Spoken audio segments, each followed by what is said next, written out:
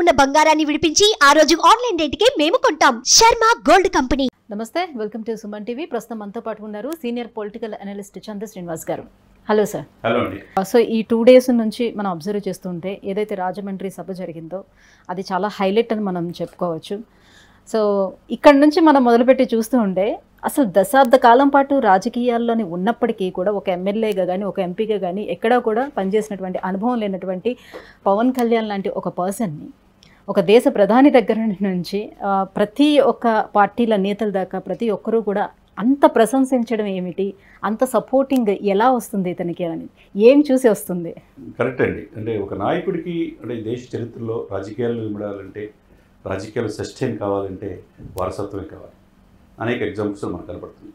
కానీ ఏ వారసత్వంగా లేకుండా కష్టపడి ఎదిగిన వాళ్ళు మన కాలంలో చూసిన వ్యక్తుల్లో మోదీ గారు ఒకరు. ఒక అబ్దుల్ కలాం గారిని చూస్తాం. అబ్దుల్ కలాం గారు కన్యాకుమారిలో పేపర్లమ్మి ఎంతో కష్టపడి ఈ దేశానికి రాష్ట్రపతి అయ్యాడు.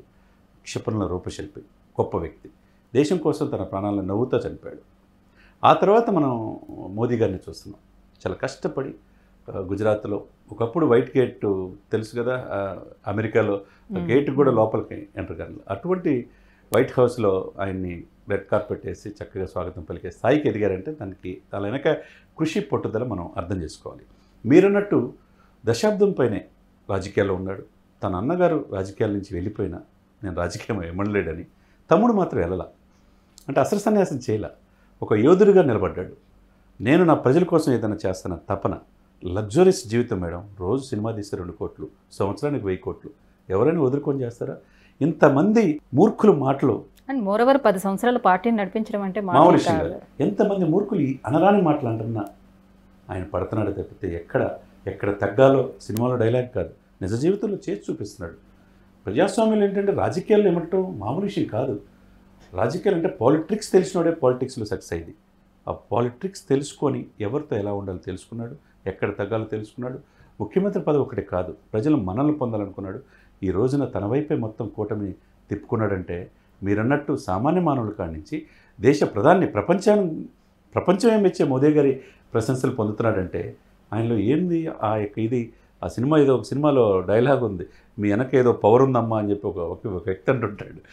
అలానే నిజంగా ఈరోజు రాజకీయాల్లో కష్టాల్లో ఉన్నప్పుడు చంద్రబాబు నాయుడు గారు రాజమండ్రి సెంట్రల్ జైల్లో ఉన్నప్పుడు ఆయన వ్యవహరించిన తీరు కావచ్చు, ఒక పోరాట యోధుడిగా, ట్రబుల్ షూటర్గా ఆయన పరిణితిని గుర్తించే మోదీ గారు ఆయన ఎమ్మెల్యే కాకపోయినా ఎన్డీఏ సమావేశాలకి ప్రత్యేకంగా ఉభయ రాష్ట్రాల నుంచి ఆహ్వానించారు. ఈరోజు నా తమ్ముడు నాతో ఉన్నాడు పవన్ అని అంటున్నాడంటే మోదీ గారు ఆయనలో ఎంత కృషి పట్టుదల మనకు అర్థమవుతుంది. మీరంటూ వైపు అమిత్ షా రాయలసీమలో ఆయన ప్రసంగం చేస్తా ఈరోజు ఈ కూటమి సక్సెస్ అయిందంటే, ఈ కూటమిలో కలిపారంటే టీడీపీని, దీనంతా కృషి పవన్ కళ్యాణ్దే అన్నాడు. అంటే వైపు అంటే చూడండి, అంటే నాయకుడిగా ఎమర్జీ అయిన తీరు. పవన్ కళ్యాణ్ క్యారెక్టర్ ఓన్లీ వచ్చిపోతాడు, గెస్ట్లు ఇచ్చిరే తప్పితే రాజకీయాలు ఇవ్వలేడంటారు, ఎక్కడ గెలవలేరంటారు, అసెంబ్లీ గేటు తాకడలేరంటారు. మరి ఈరోజు ఏమవుతుంది? అసెంబ్లీ ఆహ్వానిస్తుంది ఆయన్ని. 21 మంది ఎమ్మెల్యేలు తక్కువ సీట్లే కావచ్చు, కానీ 175 మంది ఎమ్మెల్యేల బాధ్యత ఆయన తీసుకున్నాడు. 25 మంది ఎంపీల బాధ్యత తీసుకున్నాడు. బీజేపీ అభ్యర్థులను గెలిపించడానికి కృషి చేస్తున్నాడు. ఒకవైపు టీడీపీ అభ్యర్థులను గెలిపించడానికి కృషి చేస్తున్నాడు, ఒకవైపు జనసేనని. దీనితోడు చాలా ముఖ్యమైన విషయం ఏంటంటే వాళ్ళ అన్న సపోర్ట్ ఈరోజు రావటం చాలా మనం గర్వకారణంగా భావించాలి. లేకపోతే 11వ తారీఖు ఎలక్షన్ రోజు క్యాంపెయిన్ అయిపోతుంది. 10వ తారీఖు భారీగా కనీవిని ఎరుగని రీతిలో రోడ్ షో చేయబోతున్నారు. దానికి రామచంద్ర కూడా వస్తున్నాడని తెలుసు. సో మొన్న ప్రసంగంలో కూడా మనం చూడొచ్చు, సో మోడీ గారి మాటలను కూడా మనం చూడొచ్చు. సో మేనిఫెస్టోలో అసలు కంప్లీట్గా మోడీ గారి పిక్ అనేది అసలు లేనే లేదు. సో అతని సపోర్టింగ్ కూడా లేదు అని అధికార పార్టీ కానివ్వండి, ఇతర పార్టీలు కానీ విమర్శిస్తున్నటువంటి నేపథ్యంలో అతను రావటం, నా కంప్లీట్ సపోర్ట్ వీళ్ళకి ఉంది, కూటమికి ఉంది, నా కంప్లీట్ సపోర్ట్ మెయిన్గా పవన్కి చాలా నా సపోర్ట్ ఉందని అక్కడ చెప్పడం. డెఫినెట్గా అండి, అధికార పార్టీకి ఇది ఊహించిన పరిణామం. చాలామంది అనుకున్నారు ఆయన ఫోటో లేదని. ఆయన ఫోటో అయితే దేశవ్యాప్తంగా ఒకటే మేనిఫెస్టో ఉంటుంది బీజేపీకి. రాష్ట్రాలు వేరు, రాష్ట్రాలు మిత్రపక్షాలు వెళ్తున్నప్పుడు ఆయా రాష్ట్రాల్లో ఏదైతే మెయిన్ పార్టీస్ ఉంటాయో ఆ పార్టీల యొక్క చిత్రపటంతో ఫోటోలతో వెళ్తారు. దాన్ని పెద్దది చేసి వైసీపీ వాళ్ళు అసలు మోదీ సపోర్ట్ లేదు, మోదీ మా వెనకే ఉన్నారన్నారు. ఇప్పుడు భ్రష్టాచార గవర్నమెంట్, అవినీతి గవర్నమెంట్ అని ఎవరు చెప్తున్నారు? అసలు పరిపాలన ఆంధ్రప్రదేశ్లో లేదు, ఎన్డీఏ కూటమి ఆంధ్రప్రదేశ్లో రాబోతుందని చెప్పి దేశ ప్రధానే చెప్తున్నాడంటే ఆయన ఏ విధంగా చూసుకోవాలా? ఎవరు సపోర్ట్ ఉందంటారు మీరు? ఆయన కాళ్ళకి నమస్కారం చేస్తుంటే నో నో నో అని చెప్పి ఆయన అన్న తీరు, ఆయన దగ్గరికి హత్తుకున్న తీరు ఏ నాయకుడికైనా జగన్మోహన్ రెడ్డి గారికి వచ్చిందా ఈ రోజున అవకాశం? మరి 5 సంవత్సరాలు 20 మంది ఎంపీలు వస్తే మెడల్ వంచి స్పెషల్ స్టేటస్ తీసుకొస్తున్నాడు. 5 సంవత్సరాలు పూర్తయింది. ఏ రోజన్నా ఎవరు మెడల్ ఆయన ఉంచాడా? స్పెషల్ స్టేటస్ తీసుకొచ్చాడా? పోలవరం పూర్తి చేశాడా? ఉద్యోగాలు ఉన్నాయా? మద్యం వేర్లైపోతుందన్నారు. సాక్షాత్ ప్రధానమంత్రి మోదీ గారు చెప్పారండి, మద్యం వేర్లైపోతుంది, మద్యపాన్ని నిషేధిస్తామని చెప్పి. ల్యాండ్ స్కాము, ఇసుక 40,000 రూపాయలు అంటే ఇసుక ఉచితంగా ఇచ్చేవాళ్ళు అంతకుముందు, ఇప్పుడు 40,000 అంటే ఇంక ఏంటి? ప్రభుత్వ ఆస్తులు కూడా తనఖాలు పెడుతుంటే, కొన్ని వేల కోట్ల రూపాయలు ప్రభుత్వ ఆస్తులు తనఖా పెడుతుంటే, ఆంధ్రప్రదేశ్ ప్రజలు రాజధాని లేదు, 3 రాజధానులు అంటారు. ఒక్కొక్కరు అప్పు ఒక్కొక్కరు హెడ్ మీద ఎంత ఉంది? 2.5 లక్షల కోట్లు చంద్రబాబు నాయుడు గారు దిగేటప్పుడు, ఇప్పుడు 8 లక్షల కోట్లు అదనంగా అయింది. బటన్ నొక్కితే పథకాలు ఇచ్చారంటున్నారు. అంబటి తిరుపతి రాయుడు చెప్పినట్టుగా బటన్ నొక్కండి పథకాలు ఇవ్వడం కాదు, ఒక బొచ్చు కూడా ఇవ్వండి. ప్రజలను అంత మాయ చేయొద్దు, ప్రజలు మీ కాళ్ళకాడ పెట్టుకోవద్దు, బానిసలాగా చూసుకోవద్దు. ప్రజల్లో దీన్ని కాపాడటానికి ఒక ఎదురుగా పవన్ కళ్యాణ్ గారు అన్న వస్తున్నాడని అంబటి తిరుపతి రాయుడు లాంటి క్రికెటర్ అంటున్నాడంటే.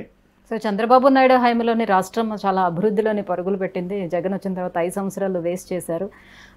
కేంద్ర ప్రాజెక్టులను కూడా నిర్లక్ష్యం చేశారు. పోలవరానికి 15,000 కోట్ల రూపాయలు ఇస్తే అసలు పోలవరాన్ని కంప్లీట్ చేయలేకపోయారని మోదీ గారి ప్రసంగంలో మనం చూడవచ్చు. డెఫినెట్గా చెప్పారు. ఎందుకంటే చంద్రబాబు నాయుడు గారు నాకు అగ్రప్రధానం ఉంది ఆంధ్ర రాష్ట్రం అని ఆయనే చెప్పాడు స్వయంగా. ఒకప్పుడు వాళ్ళ మీద విభేదాలు ఉండొచ్చు, కానీ ఇప్పుడు కలిసి ఉంది. ఆ కలయికి కారణం ఎవరు? పవన్ కళ్యాణే. ఆ తర్వాత మోదీ గారు ప్రత్యేకంగా వచ్చి అభివృద్ధిని అగ్రభాగాన ఉన్న ఆంధ్రప్రదేశ్ ఈ రోజున ఎందుకు అధపాతాలను గెలిపింది, అవినీతిలో ప్రథమ స్థానంలో ఎందుకు వెళ్ళింది, ఎందుకు ఇంత నిర్లక్ష్యంగా వ్యవహరిస్తున్నారు, ఈ ప్రభుత్వం పోలవరం ఎందుకు పూర్తి చేయలేకపోయింది, మేము ఇచ్చే సహాయం మేము ఇస్తున్నాం కదా.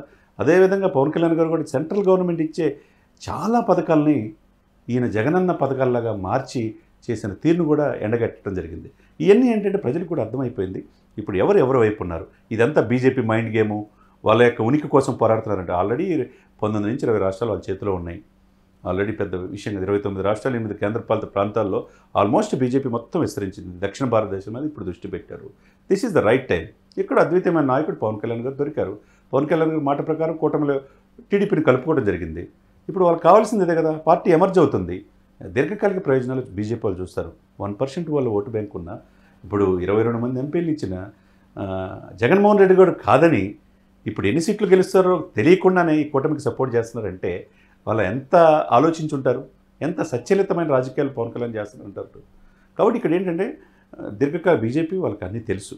ఎవరితో ఎప్పుడు ఎలా పొత్తు పెట్టుకోవాలి, ఎవరిని ముందుకు తీసుకెళ్ళాలి, ఎవరితో కలిసి వెళ్తే ఫ్యూచర్ బాగుంటుంది అనేది వాళ్ళకి స్పష్టమైన అవగాహన ఉంది. కాబట్టి ఈరోజు దేశంలో మళ్ళీ 3వసారి ఈ ఎన్డీఏ కూటమి 400 సీట్లు రాబోతుంది అని చెప్పి వాళ్ళు స్పష్టంగా చెప్పారు. టీడీపీతో ఎట్లానో పొత్తు పెట్టుకున్నారు కదా, ఎందుకు ఇంకా బీజేపీ వైపు ఈ చివరి నిమిషం వరకు ఎందుకు ఇంకా చూస్తున్నారు, పవన్ ఇంకా ఎందుకు ప్రయత్నం చేస్తున్నారని చాలామంది నోట్లో వినిపించినటువంటి మాట. బట్ ఇంత ముందు చూపుతోటి ఆలోచించారు. సో కేంద్ర సపోర్ట్ ఉంటేనే మనం ముందుకే వెళ్ళగలుగుతాం. అండి 20 రోజుల క్రితం కూడా ఈ పొత్తు పొడిచే వరకు కూడా అనేక విమర్శలు పవన్ కళ్యాణ్ వైపు చుట్టినాయి. ఆయన ఎన్ని బాధలు పడ్డా నేను డెఫినెట్గా ఈ 3 కూటమిలు కలిసి 3 పార్టీలు కలిసి ఒక ఓటు కూడా చేయకుండా ప్రభుత్వ వ్యతిరేక ఓటుని మనం చేసుకోవాలనే ఉద్దేశంతో ఒకే మాట మీద ఉన్నాడు 2 ఇయర్స్ నుంచి. నిజంగా నిరూపించాడు ఆయన. చాలామంది పొత్తు పొడవదన్నారు, టీడీపీ జనసేన పొడవదన్నారు, పొడిచింది. బీజేపీ అసలు కలవదన్నారు, కలిసిన తర్వాత మోదీ గారిని ఎక్కడ కూడా ప్రశంసించలేదు, జగన్మోహన్ రెడ్డి విమర్శించలేదని మొన్న అన్నారు చిలకలూరిపేట సభలో. మరి ఇప్పుడు విమర్శించారుగా, దాని సమాధానం కూడా చెప్పాలి కదా. మోదీ గారు డైరెక్ట్గా చెప్పేశాడు, అవినీతిమైపోయింది, ఎన్డీఏ ప్రభుత్వం ఇక్కడ రాబోతుంది. ఈ 400 సీట్లో ఈ సీట్లు కూడా 25 సీట్లు కూడా చాలా కీలకం ఆంధ్రప్రదేశ్ అని చెప్పారంటే ఆంధ్రప్రదేశ్ పైన బీజేపీ ఎంత దృష్టి పెట్టిందో, ఎంత దూరదృష్టితో పవన్ కళ్యాణ్ ఈ కూటమిలో టీడీపీని కలిపాడో మనం అర్థం చేసుకోవాలి. సో మొత్తం మీద మోడీ గారి ప్రసంగం ద్వారా పవన్ కళ్యాణ్కి మోడీ సపోర్ట్ ఎంతవరకు ఉందనేది రాష్ట్ర ప్రజలు అందరూ కూడా చూశారు. సో ఖచ్చితంగా ఈసారి ఈ కూటమైన స్పెషల్ స్టేటస్ తీసుకొని వస్తుంది ఆంధ్ర రాష్ట్రానికి అని ఎదురు చూస్తున్నారు. విల్ సీ నెక్స్ట్ ఏం జరుగుతుంది అనేది. Thank you so much sir. Suman టీవీలో మీ పర్సనల్ అండ్ బిజినెస్ ప్రమోషన్స్ కోసం కింది నెంబర్కి కాంటాక్ట్ చేయండి.